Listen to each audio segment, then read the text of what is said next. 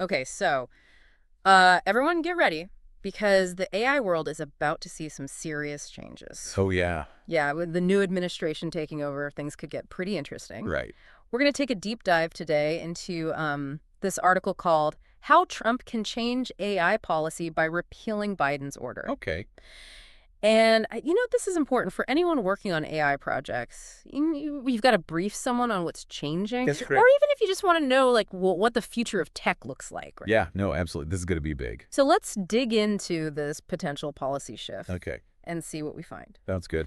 So, starting with Biden's approach to AI, it seems like he had some pretty big goals in mind. Oh, yeah, for sure. I mean, think about it. Yeah. Guidelines for development, for acquisition, national security, a huge focus on ethics. Yeah. And that sparked a whole lot of debate, didn't it? Oh, absolutely. Some folks were really into the whole safety and ethical development thing. But then you had others who saw all those regulations as a way of like holding AI back. Right, like it would stifle innovation and growth. Hmm? Yeah, especially Yeah. when you look at the global picture. Under Biden, it seemed like the U.S. was kind of moving in the same direction as the EU when it comes to responsible AI, Yeah. which, on the one hand, it's great for ethical standards, trying to be a leader in that area. Yeah. But could all that regulation slow the U.S. down in the global AI race? I mean, especially with China pushing ahead so aggressively? That's the million-dollar question, right? Hmm? And it brings us to what everyone's expecting from the Trump administration, a complete U-turn. This article is pointing to a huge shift towards less regulation and more freedom for innovation. Yeah, that seems to be the consensus. Yeah. Actually, Adam Thier from the R Street Institute, he predicts there'll be way less regulation. Oh, really? Yeah, and more focus on, finding other ways to address the issues. Hmm. His point is that too much regulation this early on could actually hurt more than it helps. Like, it might end up favoring the big tech companies who can handle all that red tape, Yeah. while the smaller startups, the ones with the fresh ideas, they could get choked out. So instead of encouraging responsible development, too much regulation might actually create an unfair advantage. Exactly. That's what Thier is arguing. And, like any big policy shift, this move towards deregulation has both good and bad potential outcomes. Right. Two sides to every coin. Exactly. Yeah. On the positive side, you're looking at faster innovation, Yeah. more AI startups popping up. Okay. The U.S. might be able to hold its own better in the global AI race. Mhm. And of course, the economy could see a boost from widespread adoption of AI across all kinds of industries. Sounds like a tech dream come true.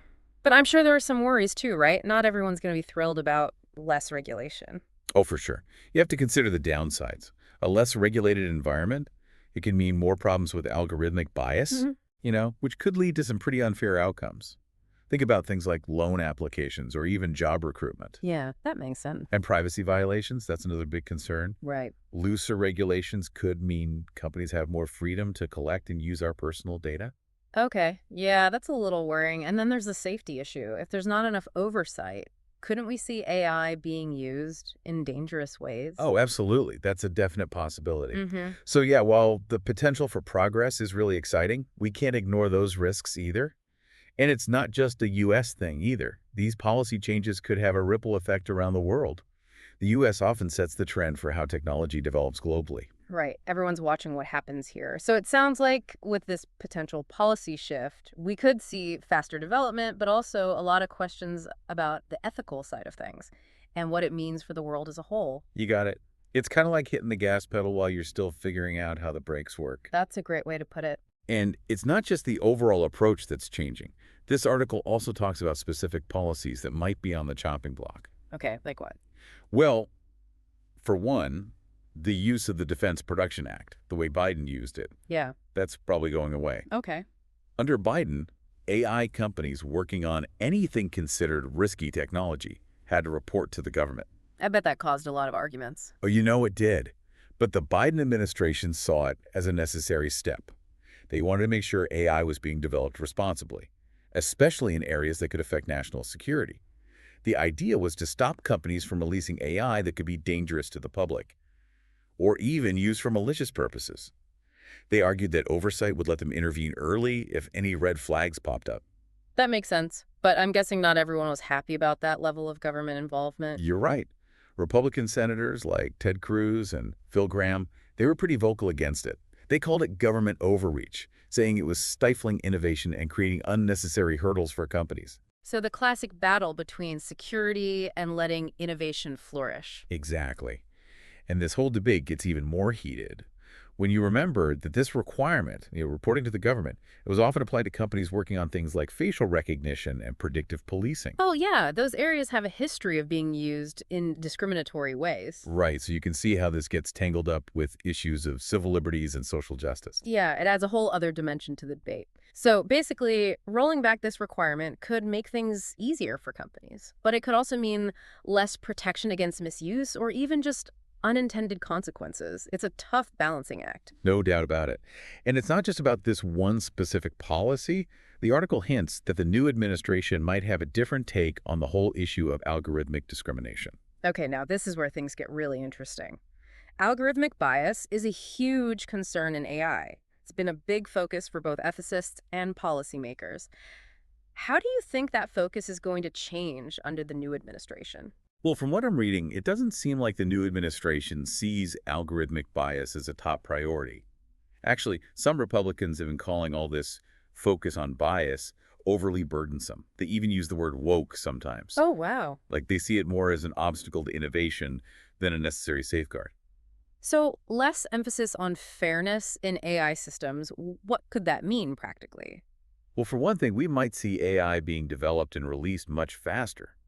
With fewer rules about mitigating bias, companies could get new AI products to market more quickly. But there are some big potential downsides, too. Like AI being used to make existing inequalities even worse, especially in areas like law enforcement, healthcare, and finance. Exactly. Without a strong focus on addressing bias, we could see AI systems making unfair or discriminatory decisions, and certain groups of people will end up suffering the consequences. Imagine AI being used to decide who gets a loan, who gets a job, even who gets parole. Yikes. If those systems have built-in biases, the results could be really damaging. It's a pretty sobering thought. It makes you wonder if the benefits of less regulation really outweigh the risks, especially when you're talking about fairness and justice. It's a tough question, and there's no easy answer. But it's a conversation we need to have. And it's not just for policymakers and tech experts, it's something everyone needs to be involved in. The choices we make about AI today will shape the world we live in tomorrow. It really is a crucial conversation. It is. We'll be right back after a short break. It's a lot to think about, isn't it? Trying to figure out where AI policy is headed. It's almost like trying to predict the weather. There's so many factors at play. Yeah, and with the Trump administration possibly taking a more hands-off approach, it could get even harder to predict. It's definitely possible. A more decentralized approach could mean different government agencies having more say in how they develop and use AI. So instead of one big strategy, we might see different approaches popping up all over the place. Yeah, that's one way it could go. And it's not necessarily a bad thing. This flexibility could actually let agencies be more responsive. They could adapt AI to their specific needs and challenges. Yeah, I see what you mean. Like imagine the Department of Energy using AI to make renewable energy grids more efficient, while the Department of Transportation focuses on making self-driving cars safer. Each agency could kind of tailor AI to their own goals. That makes a lot of sense. It's like giving each agency its own AI toolbox, right? Exactly. But of course, there's another side to this. Without a strong central plan, things could get messy, fragmented. We might end up with different agencies working against each other. Oh, I hadn't thought about that. Or even worse, adopting completely different standards. So instead of a unified approach, we could end up with a patchwork of AI policies, each with its own strengths and weaknesses. Exactly. And that could lead to all sorts of problems like inefficiencies, trouble sharing data, and even vulnerabilities. Imagine one agency being super careful about AI safety protocols, while another one just wants to get things done as quickly as possible. That kind of inconsistency could create weak spots in the whole system. It'd be like building a house with mismatched bricks and mortar. It might stand up, but it's probably not going to be as strong as it could be. That's a great analogy. And this lack of coordination could be a big problem for national security, especially when it comes to AI. If different agencies are operating with different standards, it could make the U.S. more vulnerable to cyber attacks or other AI-driven threats. Right, which brings us back to that balancing act we keep talking about. How do we encourage innovation while also making sure AI is developed responsibly and securely? Exactly. It's a tough question. And with this potential shift towards less regulation, the stakes are even higher. And this shift wouldn't just affect government agencies, right? It would have a big impact on the private sector too, especially all those companies building and using AI. Absolutely. I mean, they're the ones actually creating the AI systems that are changing our world. So, how do you think this policy shift could change things within the tech industry? Well, the article suggests that the big tech companies, the ones with tons of resources and influence, they could benefit the most from less regulation. Companies like Google, Microsoft, Amazon. Yeah, exactly. They already have a huge head start, and fewer regulations could just make them even more powerful. So, the gap between the tech giants and smaller startups could get even wider. It's a real possibility. Without regulations that create a more level playing field or encourage responsible development, smaller AI companies might struggle to keep up. We might even see the big companies just buying up the smaller ones. And that could stifle innovation, right? If a few companies control most of the AI landscape, we might end up with a much narrower range of ideas and approaches. It could slow down the development of new, beneficial AI applications. Exactly. And it raises questions about who gets to control this technology. If AI development is mainly in the hands of a few powerful corporations, there's a risk they'll just use it to benefit themselves. It's like the whole debate about monopolies, right? Too much power concentrated in a few hands can stifle competition and innovation. Right, and in this case, it could shape the future of AI in a way that benefits a select few instead of society as a whole. That's a really important point. It seems like we need policymakers to think carefully about not just how fast AI is developing, but also about where it's headed and who it's really benefiting. Absolutely. It's not enough to just build AI. We need to build the kind of AI-powered future that we want to live in. That means considering the ethical implications, the social impact, and making sure this technology is used to create a better world for everyone. It's a big challenge. And speaking of ethics, one area where we might see a big shift in focus is autonomous weapons systems. Oh yeah, the killer robots. Yeah. That's definitely a topic that gets people talking. And it's not just science fiction anymore. These systems are being developed right now, and it's raising a lot of concerns. Definitely. Under the Biden administration, there was a push for international agreements to limit the development of these weapons. I can see why that would be a priority. Yeah, there were a lot of worries about machines making life or death decisions on the battlefield. It's kind of a scary thought, isn't it? Having algorithms decide who lives and who dies, it raises all sorts of ethical and philosophical questions. Exactly. And there are practical concerns too. Can we make sure these systems are reliable? Can they tell the difference between a soldier and a civilian? What happens if they malfunction or get hacked? It seems like there's a lot of potential for things to go wrong. So, how do you think the new administration will approach this? Well, the article suggests that the Trump administration might not be as keen on restricting the development of autonomous weapons. They might see it as putting the U.S. at a disadvantage, especially against countries like China and Russia, who are also investing heavily in AI weaponry. So, instead of focusing on ethics, the priority might shift to maintaining military dominance. It's a possibility, Mhm. and it highlights a really tough challenge in AI policy. How do we balance national security with ethical concerns, especially when they seem to be pulling in opposite directions? It's a tough question with no easy answers. It sounds like the new administration is going to have to make some really difficult decisions, weighing the potential benefits of AI against the potential risks, not just for the US, but for the whole world. You got it. And these choices are going to have huge consequences. They'll shape how AI develops and affects our lives for years to come. This whole conversation is making me think about all the different people and groups involved in this. We've talked about the government, research institutions, and the private sector, but what about the public? Where do everyday people fit into all of this? That's a great question. And it's one that doesn't get asked enough. Ultimately, it's the public who will be most affected by AI. It's already changing how we work, how we communicate, how we get information, even how we experience the world. And as AI gets more sophisticated, its impact on our lives will only grow. So it's super important for people to understand AI, how it works, and how it might affect them, both good and bad. Absolutely. We need to make AI less mysterious, less like a black box. People need to understand it so they can engage with it critically. We need to promote AI literacy, encourage public discussion, and make sure people have a say in how this technology develops. It can't just be left to the experts to figure it all out, right? Right, exactly. It's about empowering people to be part of the conversation. to ask questions, to express their concerns, and to advocate for the kind of AI-powered future they want to see. And that brings us back to the role of policy. It's not just about setting rules for companies and researchers, it's about making sure AI is developed in a way that benefits everyone. Precisely. It's about finding ways to use the incredible power of AI for good while also minimizing the risks and ensuring a more just, equitable, and prosperous future for everyone. That's a big task, but it's one we can't ignore.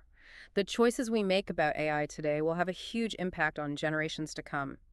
It really does feel like we're at a turning point with AI. So much potential, but also so many things that could go wrong. And the choices we make right now, especially with these potential policy changes, could have consequences that we can't even imagine yet. Yeah, you're absolutely right. What happens in the next few years, especially in the US, is going to be huge.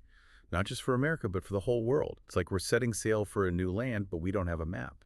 And to get there safely, we need more than just technical skills, right? We need to really understand what AI means for us ethically, socially, even philosophically. 100%. And that's why it's so important to have these open, honest conversations about AI.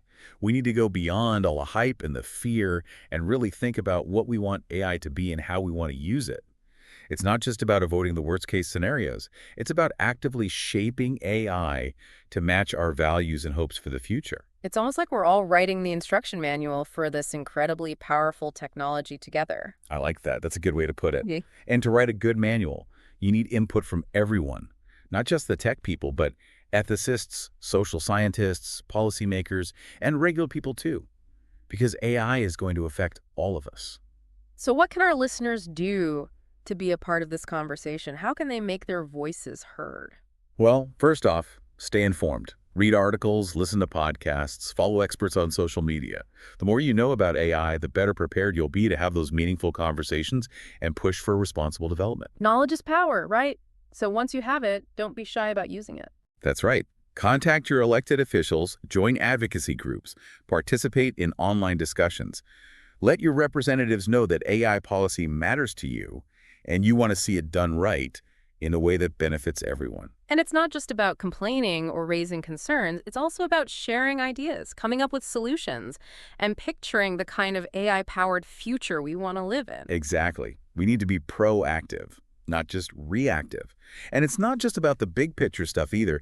It's also about the choices we make every day as consumers and citizens. Like being careful about the data we share, the apps we use, the companies we support. All those little things can actually add up and influence how AI develops. You got it. It's about recognizing that we all have a part to play in shaping the future of AI. For anyone who wants to learn more about AI policy, we've put together a list of resources in the show notes. You'll find links to articles, reports, organizations doing some great work in this area. We really encourage you to check those out, keep learning, and stay involved in this important conversation. The future of AI isn't set in stone. It's being shaped right now, and we all have a chance to make a difference. Well said. And that brings us to the end of our deep dive into the possible changes coming to AI policy. It's been a really fascinating look at a complex and rapidly evolving field like we've been talking about. This is just the beginning. The decisions we make now are going to have a huge impact on how humans and machines interact for generations to come. So stay curious, stay informed, and most importantly, stay engaged. The future of AI is in our hands.